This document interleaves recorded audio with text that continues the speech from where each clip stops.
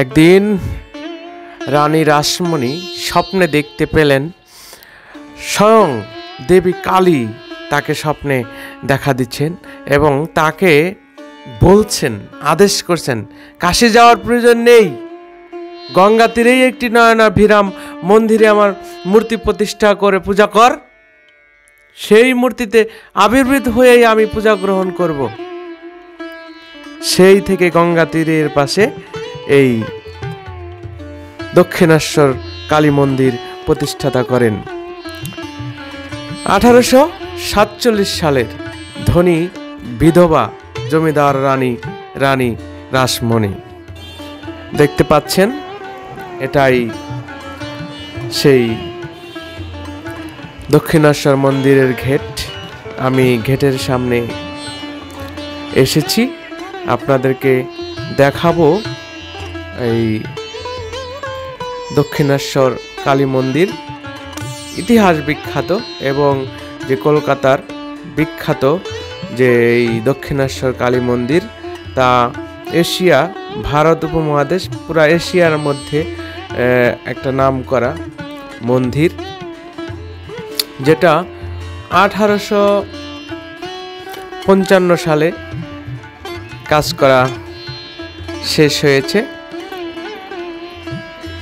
1847 সালে যে দেবী রানী রাসমণি দেবী অন্নপূর্ণাকে পূজার মানসে কাশীতে তীর্থযাত্রার আয়োজন করেন। 24টি নৌকায় আত্মীয় স্বজন, দাস দাসী ও রসদ নিয়ে তিনি রওনা হন। কিংবদন্তি অনুসারে যাত্রার পূর্ব রাত্রে রানী দেবী কালীর স্বপ্ন দর্শন পান। দেবী তাকে বলেন, কাশী যাওয়ার প্রয়োজন নেই রে, গঙ্গা তীরে একটি মন্দির প্রতিষ্ঠা কর, সেই মূর্তিতে আমাকে একটা আমার মূর্তি প্রতিষ্ঠা কর, সেই মূর্তিতে আবির্ভূত হয়ে আমি তোর পূজা গ্রহণ করব।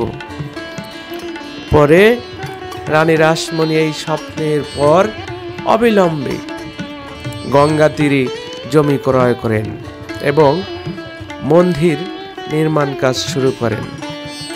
1847 সালে এই বিরাট মন্দিরের নির্মাণ কাজ শুরু হয়, শেষ হয় 1855 সালে।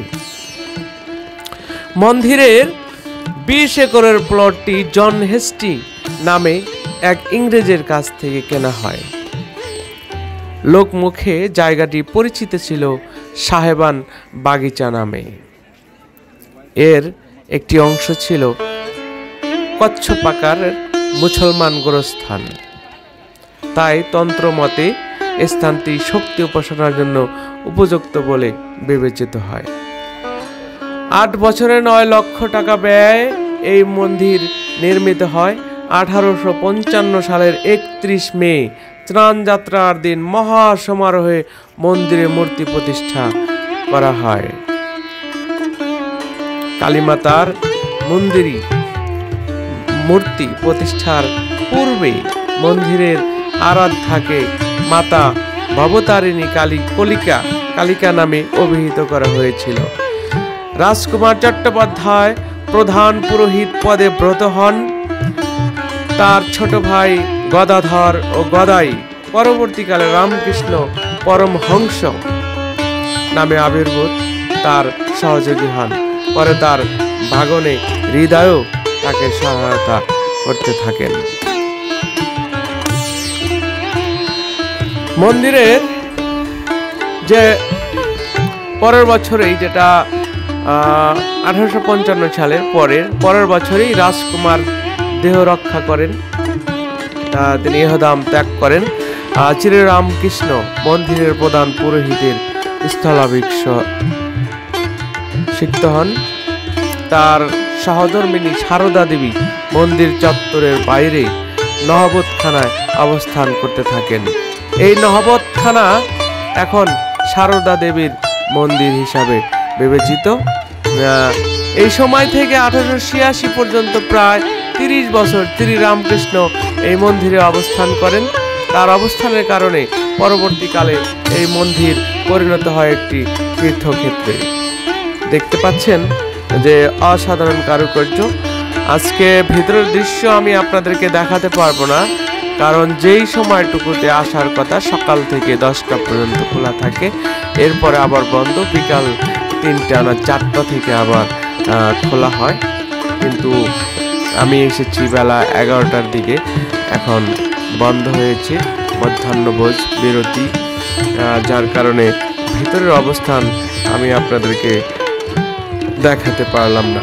বাহিরের গঙ্গা পাড় দিয়ে এবং চারিদিক যে চারপাশ্য আমি আপনাদেরকে দেখালাম। সুপ্রিয় দর্শক, ভালো থাকবেন।